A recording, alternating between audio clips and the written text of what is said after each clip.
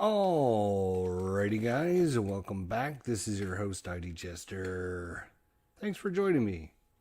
What we're going to be doing today is we're going to be playing through Labyrinth, the War and Terror 2001 to question mark.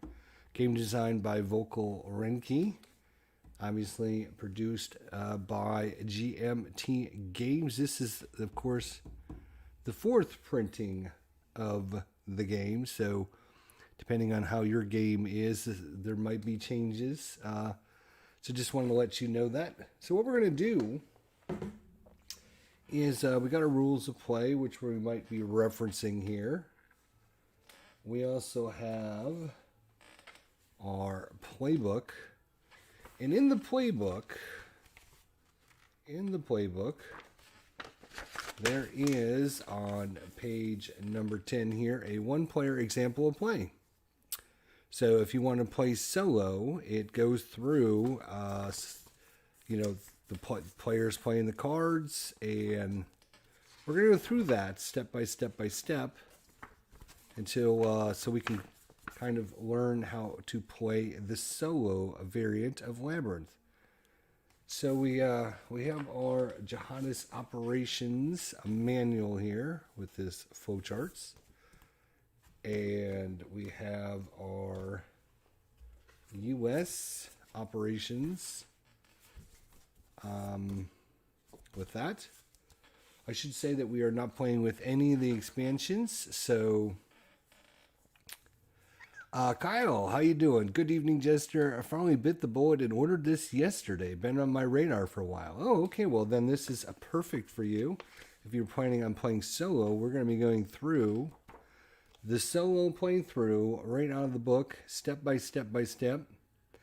Probably going to have to separate this into a couple different videos because it'll take us a while to get through everything. It's only a couple pages, but I do want to go through it kind of slow with everything. All right, so setup, we are playing. Let me show you what we're going to play here. So on the back of the actual rules of playbook, there are several different scenarios you can play. We're going to be playing the Let's Roll scenario. So the setup is everything based upon the Let's Roll scenario here on page 16 of your rules of playbook. So you can follow along if you've got this. If you're watching this later on YouTube, you have this game, you can get out your game, you can set it up, and you can follow along with everything we're doing. All right, so we're going to set this aside. The board should be set up. With this solo example, normally when you play, you're going to shuffle the decks up, and you're going to divvy out the cards and everything. In this solo example, they did that, and they have it set in a certain order so that we'll be playing the cards just like a person would play. So I've already got the AI deck set up. And I guess I should mention, if you're playing this solo, at least with the base game, you play as the US player against the AI jihadists or terrorists or whatever you want to call them. So the US, we can see our cards. And that is what we end up having. So the cards are going to be, this is basically their op value up here in the corner. So that's a 2-op. It'll either be a US or Jihad, or it will be unsanctioned, which we don't actually have any, but it'll be blank there. So there's 3 different kinds. Of course, you'll have the name of the card, kind of what it does, and then any special picture, and then text that we will be using for the card. So this is the cards that were dealt to the US player. Again, we're playing as the US, and the AI will take over for the jihadists, or the adversary, or I don't know what the political term should be. But like I said, this scenario is set up for the Let's Roll scenario on the back of the book. All right, so let's go ahead and start it off. So for the U.S., I'm just going to place the cards there, just out of the way, because we actually go straight to the Jihadist example of play. They get to start. And interesting enough, they're going to play 2 cards, then the U.S. plays 2 cards, then back and forth till the end of the round. So the first activation phase, what you do is if you're playing the solo variation, you just flip up this card and you will play it. So in this one, it is a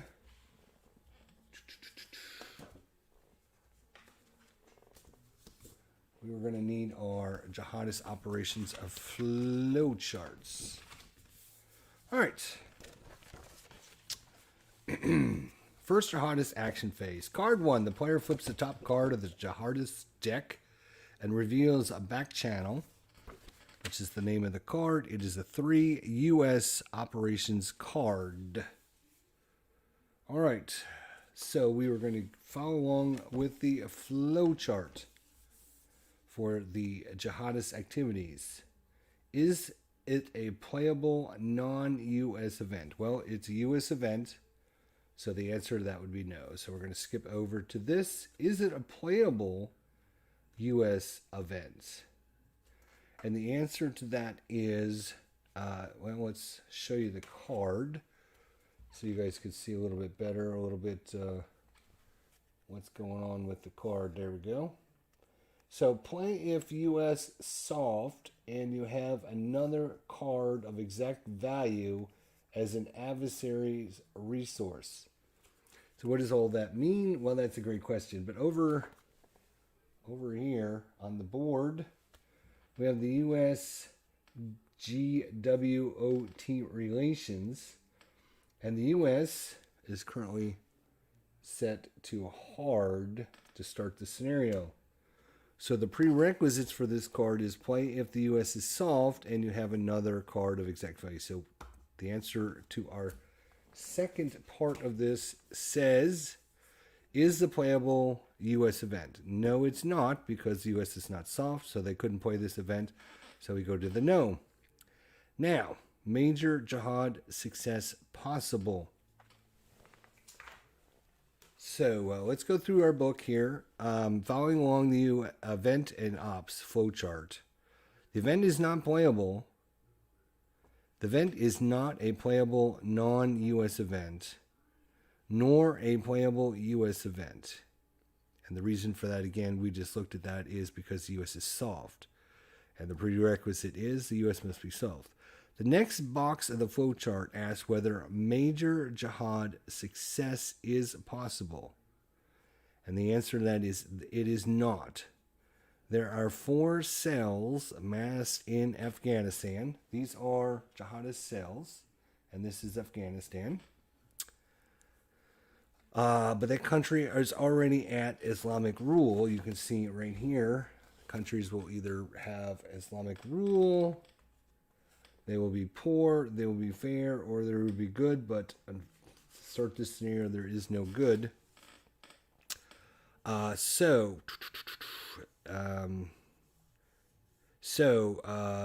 the answer to that question then is no, there is not a major jihad success possible. So the answer is no. So we go down here.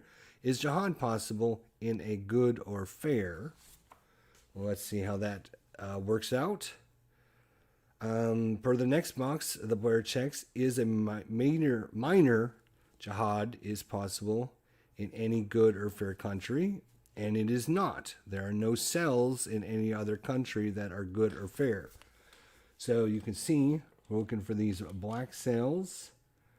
Nowhere else on the board except for Afghanistan has any that have either good or fair. So there is no major jihad possible. All right, so we will then move on. And is jihad possible in good or fair? No. Are there cells available?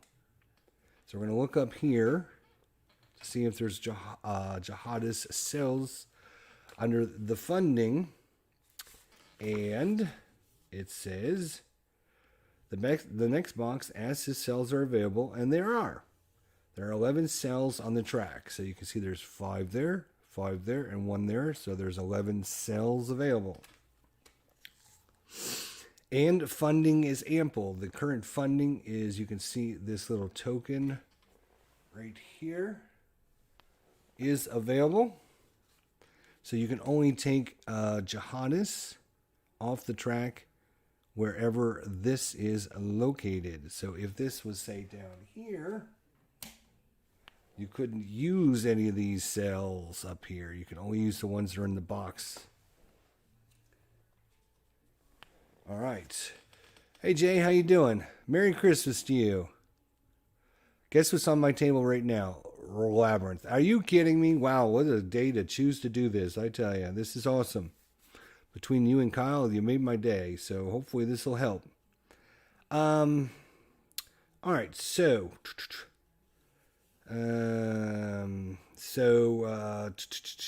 the operations that will be done will be recruit. Checking the recruit flowchart. All right, so what we're going to be doing here is cells available, yes. So then we're going to recruit, and we're going to go over to the recruit chart here on the bottom page. In regiment change country where troops minus cells is greater than or equal to 5 is the first box. So let's see how that plays along here. Checking the recruit flowchart under where there is no regiment change country, but there is an Islamic rule country with cells fewer than twice the card's ops value. So in a regiment change country where troops minus cells is greater than or equal to 5, there is no regiment change countries right now. So in Islamic rule, where cells is less than 2 times the op. So the op value for this is 3 times 2 is 6. So we're looking for an Islamic rule with cells or terrorist cells that are less than 2 times the ops. So 3 times 2 is 6. We have Islamic rule here. There's only 4, so that is where we are going to recruit. Because jihadist ideology is potent, in addition to the easing of requirements for major jihad, each of the card's 3 ops place not just 1 but 2 available cells, resulting in automatic placement of 6 sleeper cells from the funding track into Afghanistan for a total of 10 cells there. So 2, 4, 6. We're going to move 6 in there. And now we have 10 cells in Afghanistan. All right, and that is card number 1 is done. All right. Card number 1 back channel is done. So we're going to put that just over here out of the way, I guess. So that is card number 1. Again, Jihadists will play 2 cards. The U.S. will then play 2 back and forth. So the second card will be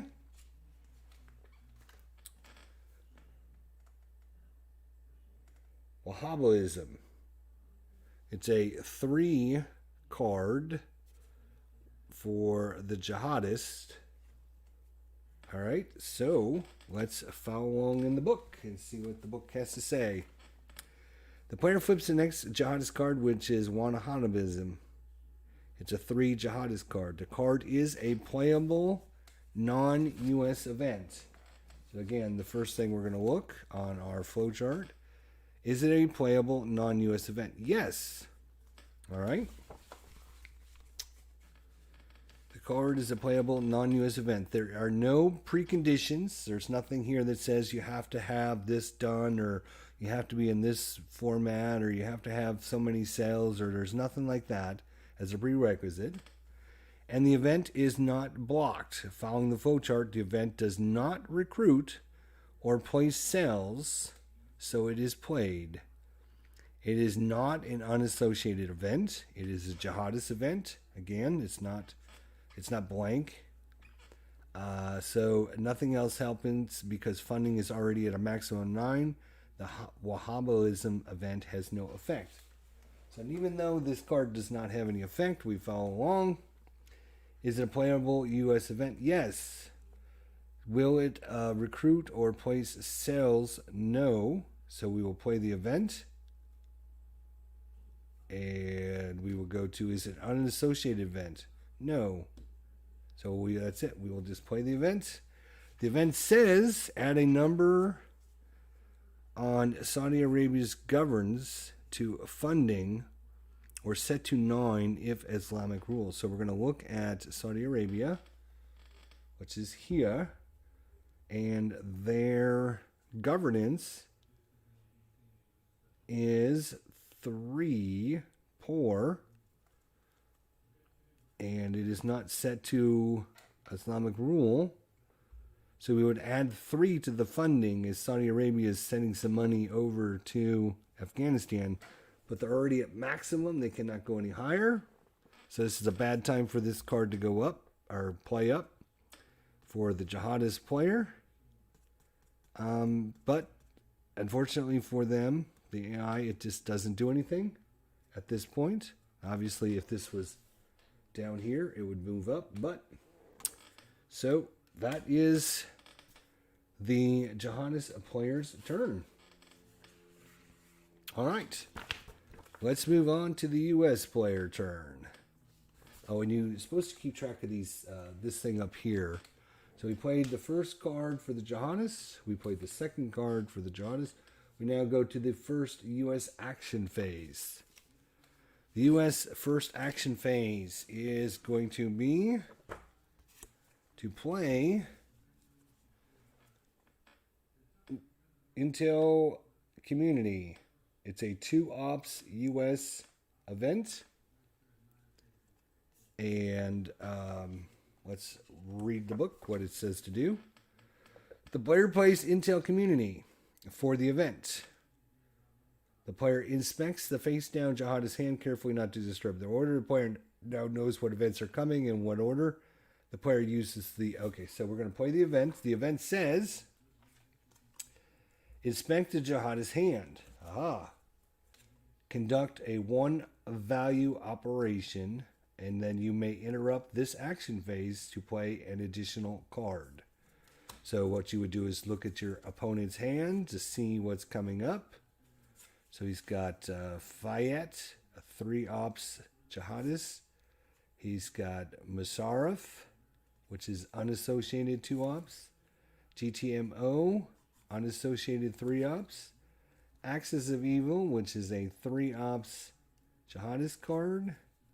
Safer Now, which is a U.S. 3-ops card. Tora Bora, which is a 2-ops unassociated card. And then next, he's going to be playing Anthrax and then Tora Bora, which is a 2-ops Jihadist card. And then the following turn, he will play Safer Now and Axis of Evil. I'm trying not to make sure I mess these cards up in order because... And then he'll play GTMO and Musarraf. All right, so we now know what's coming up. Now it says conduct a 1-value operation. And we could interrupt this action phase now to play an extra card. So let's find out what the 1-op is going to be. The player now knows what events are coming and in what order. The player uses the 1-ops for reserves and opts not to play a second card. So he's going to take his reserves and move it up by 1. And what you do with the reserves is certain things you need a value of a certain card. You can take your reserves and add that to whatever value is. So if we already had this, right, it already was on 1, he could take the 1 plus the 2 and make it a 3-ops card, which you're going to see here in just a moment because he is actually going to be doing that with his second play of his second card. The second card played is going to be Abdul Sayaf. It's a 2 ops Islamist card. And we're going to be playing this card. So let's find out how this works out. Alright. So the player selects Abdul Sayaf, which is a 2 Jihadist card. And he's going to play his 1 reserve back down to 0. And he's going to make it a 3. He's going to do a regiment change deployment of 6 troops from the troops track to Afghanistan. So the U.S. has decided...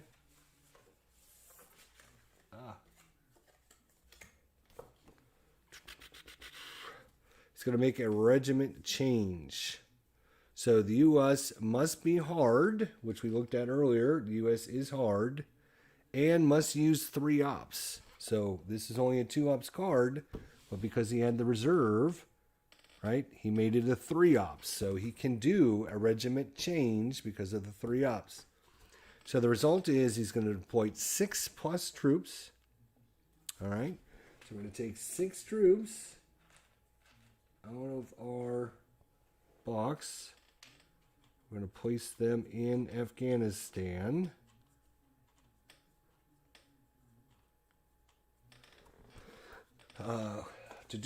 Let's follow along here with the book. All right. Deployment of 6 troops from the troop track to Afghanistan. All right. Now. All right. So the results is deploy 6 troops. All sails to active. Shift to ally. Roll governance. Place green regiment change marker and roll for prestige. All right. So we got a regiment change there.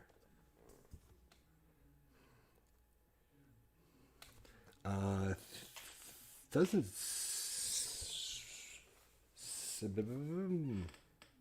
All right.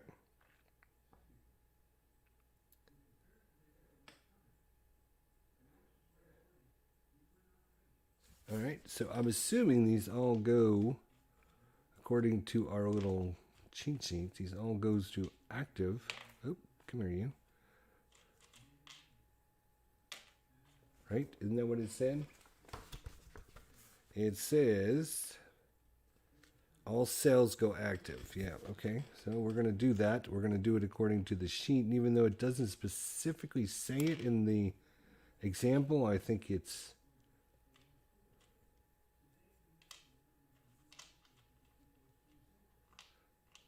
All right, so these guys all go active.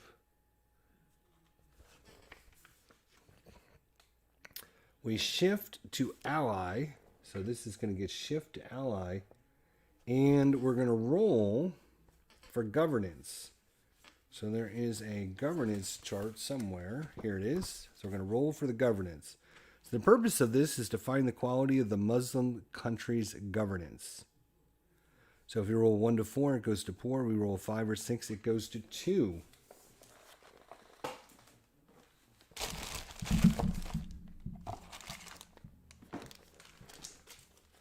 Guess we're going to need the dice.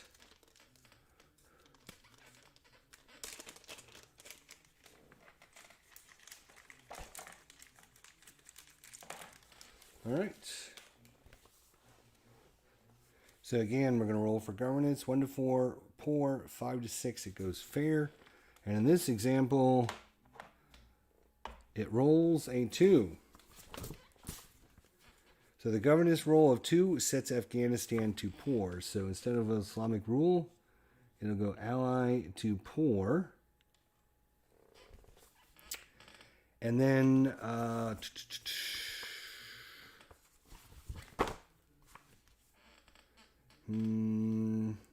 we're going to place a green regiment change marker, which we did, regiment change.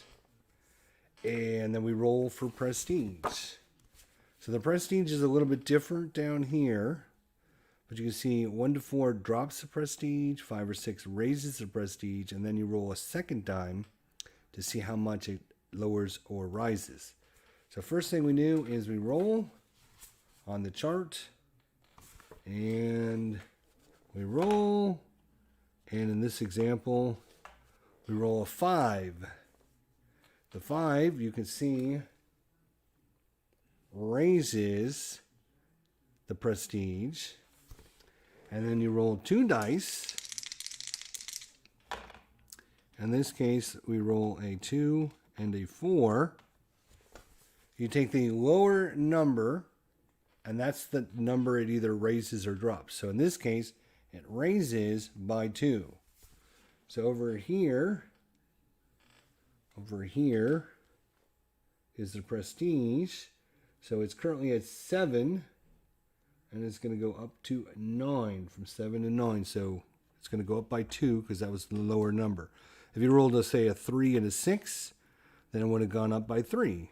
If you roll, say, a 1 and a 2, then it would have gone up by 1. So that's how that all works. All right. So that is that. That was our regiment change. But the Cards Jihadist associated event occurs. So this event says, place a cell in the Philippines. So we're going to take a cell, place it in the Philippines, which is down there. While Abdul Sayyaf is effect, U.S. may deploy there and -1 prestige for each plot placed unless troops outnumber cells. And this is blocked by the Moro Talks event. So let's make sure I didn't miss anything. So testing the Philippines, it goes soft. Oh, did I miss that?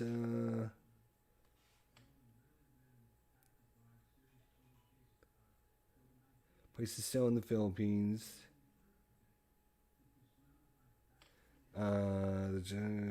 Testing the Philippines, it goes soft.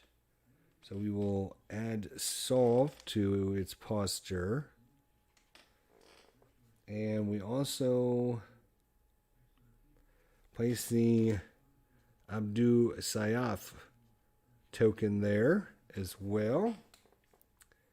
And then we remove this card from play, which happens to be right here, because it says mark and remove down at the bottom. So if you play this for the event, I think this one gets removed from the game. So we're just going to set it over there. All right, so the comments in the rule book, it says the U.S. side shuts down the Taliban playground at once, realizing that Wahhabitism will not help the jihadists already flush with cash after the spectacular attack on the U.S. homeland. The player is holding a strong hand, but uses 2 weaker cards in a slower entry into Afghanistan, hoping to gain insight in the jihadist plans and clear the deck for a new Afghan war. So that's after 2 cards played there and 2 cards played there. So we're going to be done with that. We resolve plots. There are no plots. So we go back to the jihadists. The jihadist player flips the next card. It is Anthrax.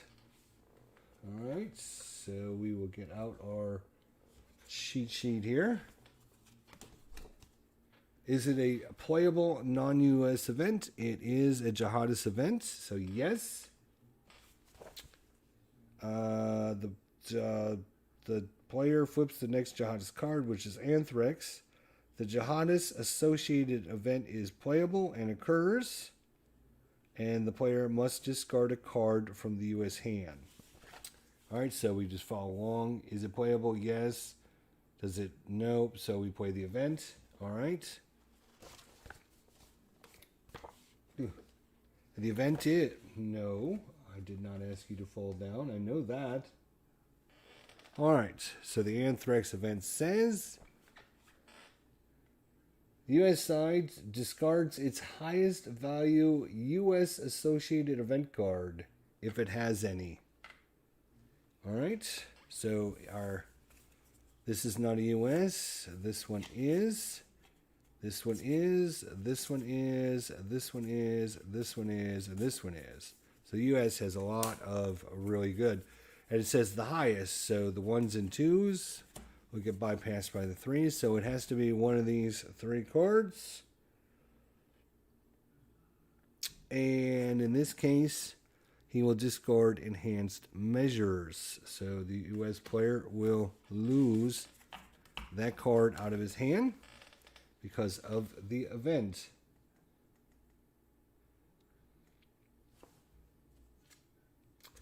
All right. Second card. So we go to the second card. And he plays Tora Bora. It is a 2 unassociated event. Alright. So let's follow along here. Alright. Per event or ops, the player checks if the event is a playable non-US event. It is. The event does not recruit or place cells, so it occurs regardless of cell on the funding track. Because it's an unassociated event, its ops value will also be used. Alright. So, play if at least 2 cells in a regiment change country. Well, there's a regiment change. There's 2 cells. Alright. Remove the 2 cells, roll prestige, and draw a card. So that is the event. So let's follow along here. Implementing the event first. So the player removes 2 cells from Afghanistan to the track, bringing total cells there down to 8. So we're going to take 2 of these guys and move them back. We're going to put the first one there because we're going to have 5 there, and then we're going to put the other one there. And then rolls prestige. Prestige.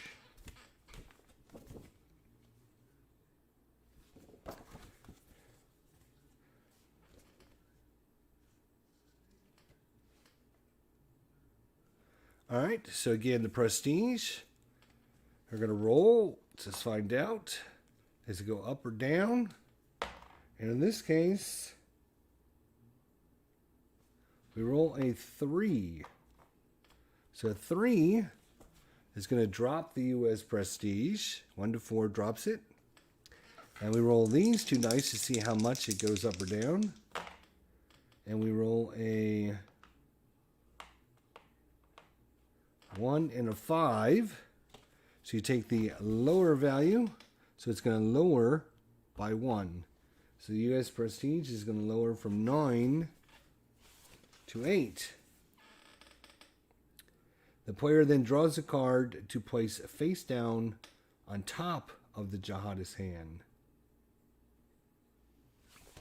Alright. And I've got to find the card now. What the hell's the name of it?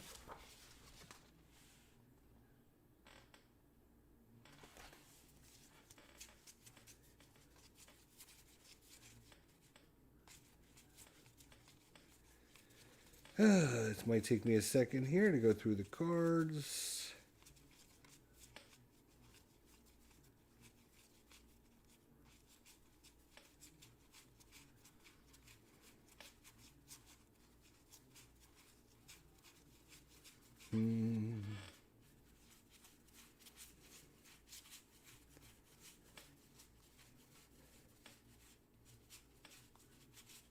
Oh, don't tell me I missed it somehow.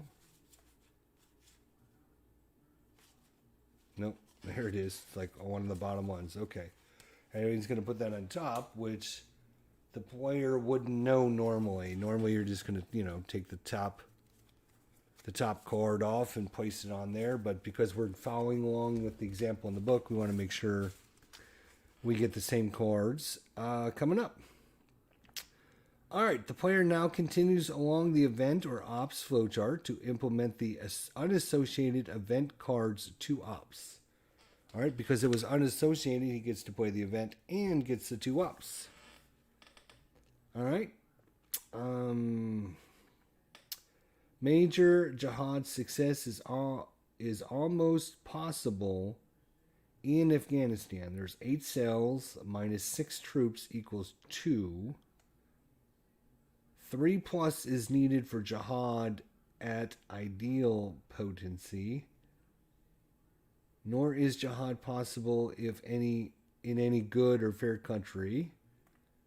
So the ops will recruit. The first box in the ops flowchart does not apply since there are not 5+ more troops than cells in Afghanistan. The only regiment change country. Nor is there any Islamicist rule country, the second box. The third box, however, Philippines, meets the needs because it has a cell in it already. So it is possible recruit location. It is not an Islamic rule nor regiment change. The player rolls 2 dice. Recruit will succeed on a roll of 3 or less. All right.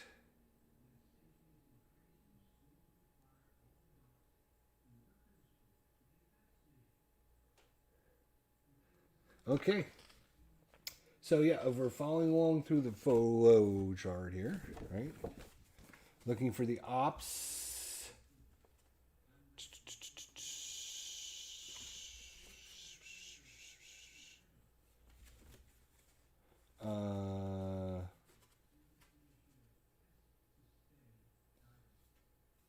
Recruits.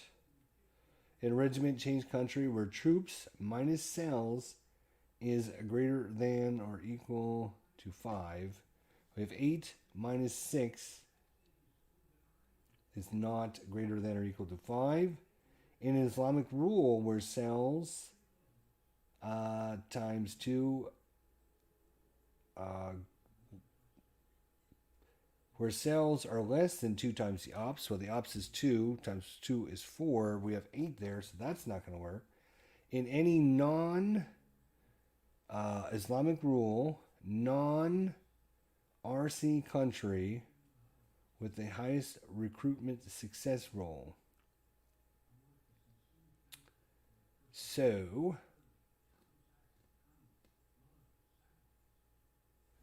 I guess because it has a troop there.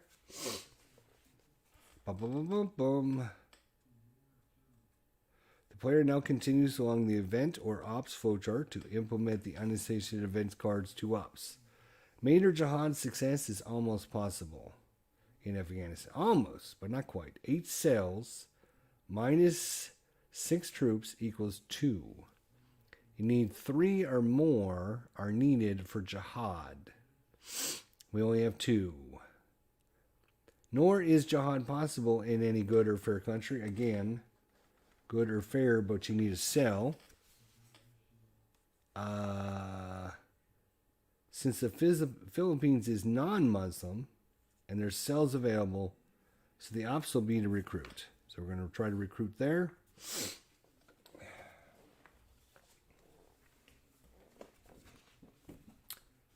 And recruit.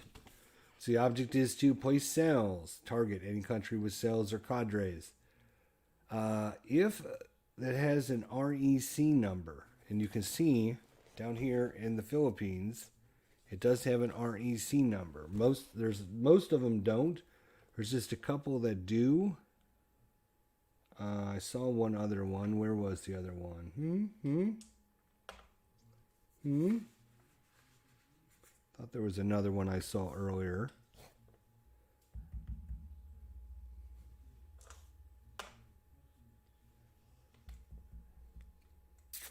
I know I saw one. Where did I see it at?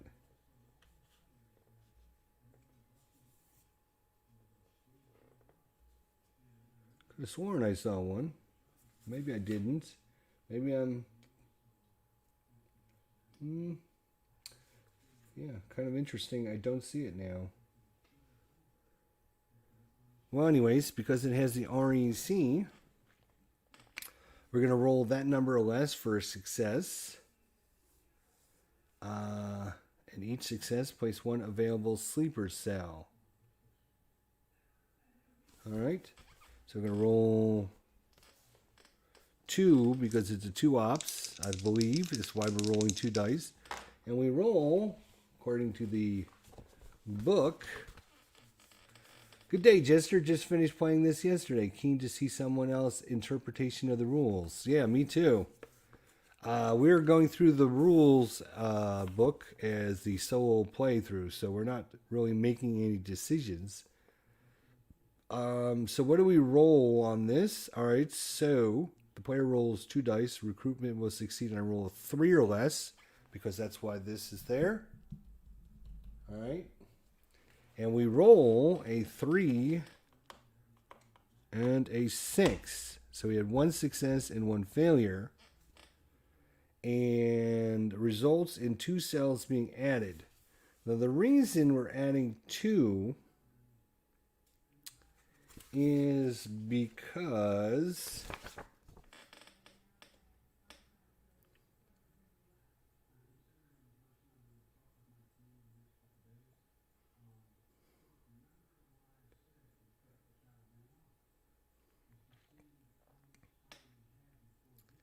so the player sets this up the difficulty.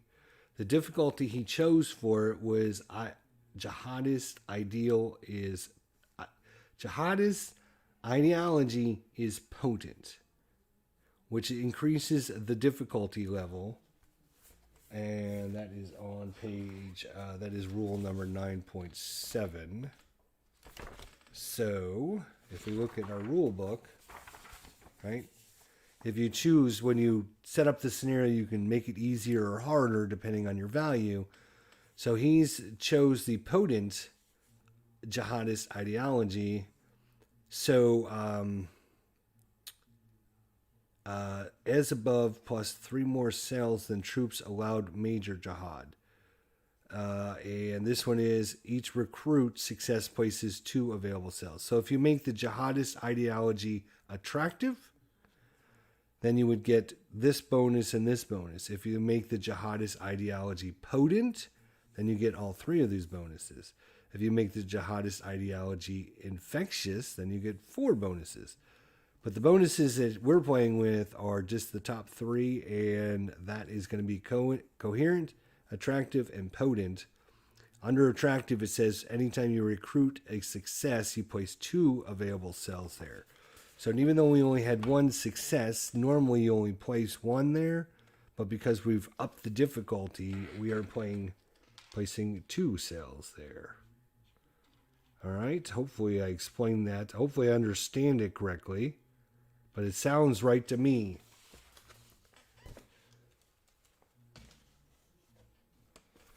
Okay, where are we? We're over here. All right, so that is the second card.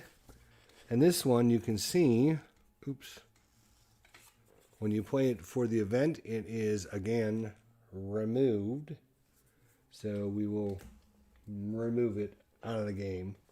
Normally you don't, obviously, if you're playing normally, you're not going to put it back on the deck, right? You're going to put it back in the box or whatever, but these cards aren't going to be used in our example of play. All right, so that is the second card for the Jihadist. We now will go to the U.S. action phase. So this is the second U.S. action phase.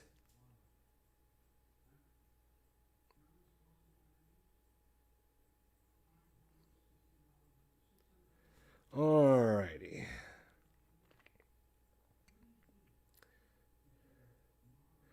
Alright, so let's see here. We're going to choose. Alright, so for the U.S. player, again, the U.S. player has his cards in his hand, just like normal, and he can choose any one of them. The AI has a face-down deck. Now we know it's everything in the deck except for the card he drew, So we could play...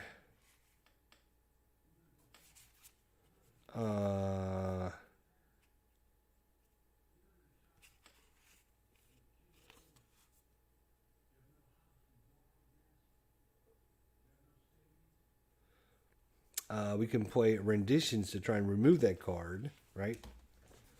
So, second action phase. The player now can use renditions to discard the newly drawn Jihadist card, but decides to wait and take advantage of the insight gained from Intel, which was one of the cards we played earlier to look at his hand, to go after one of the Jihadist's more powerful event cards. Remember, we already looked at his cards, so we shouldn't remember what's there. I don't, because I don't know, but you know that he's got some pretty powerful Jihadist cards, so you might want to wait on that, right? All right. The player instead prepares a 1-2 punch to the Jihadist funding. So you can see the funding is way up there. If we can get the funding down, then he wouldn't be able to use those cells, right? So the card that he actually is going to play is called Patriot Act. So let's take a look at the Patriot Act card. The U.S. is not adjacent to any country except Canada, and it allows sanctions. All right. The player instead prepares a 1-2 punch to Jihadist funding, playing Patriot Act, and then sanctions. Intended to follow up with Al-Zahir next action phase. Patriot Act is removed, and funding drops to 7.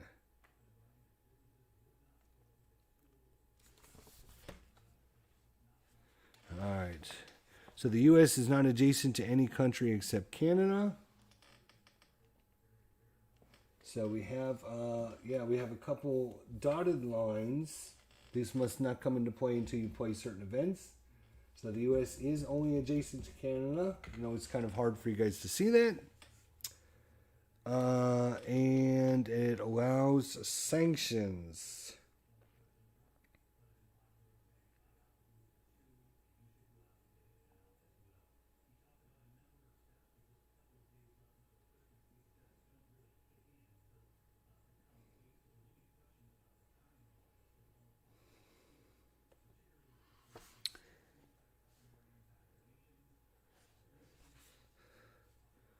Okay, so the U.S. player instead is prepared for playing a Patriot Act, which is a 3 U.S., and then the sanctions, which is this one.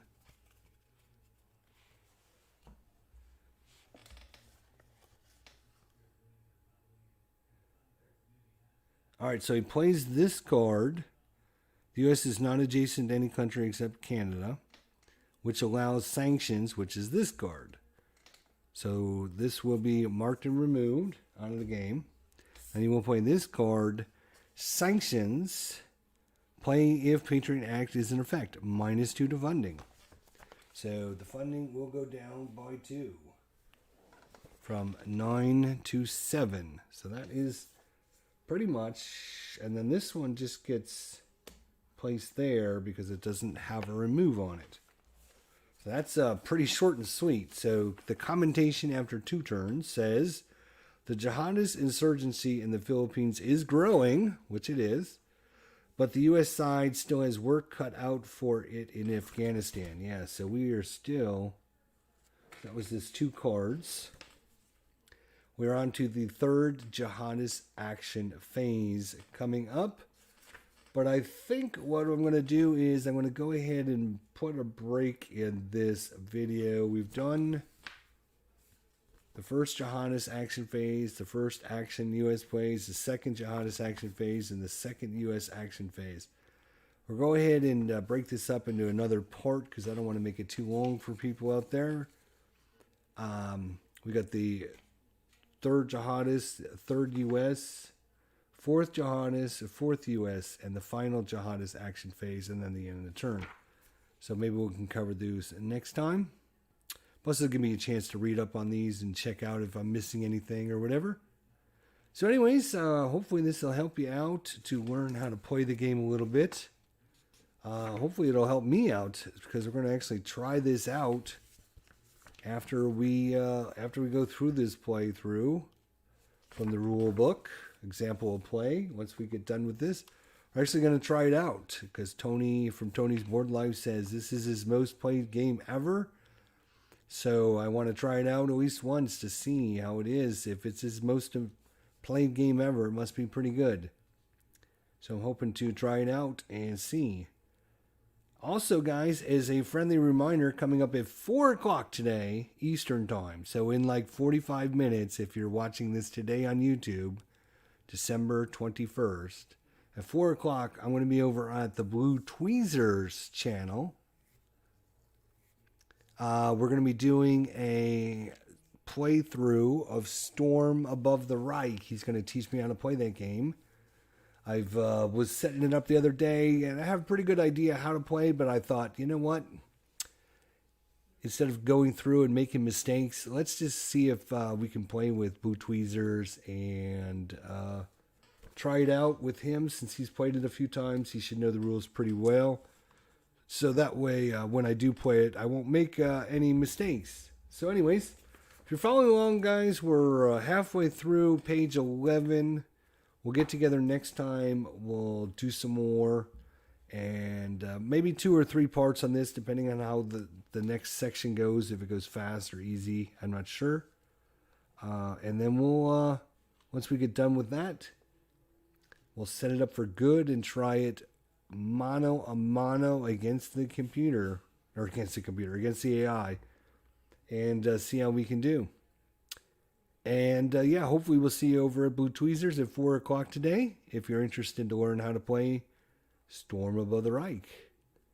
And everyone have a good evening, and we'll see you guys very, very soon. Kyle, Jay, Peter, Private, y'all have a good day. We'll hopefully see you in a little bit. Otherwise, later tonight we'll do part 2 of Labyrinth, the War on Terra 2001 to ? All right, guys, have a good day. Talk to you next time.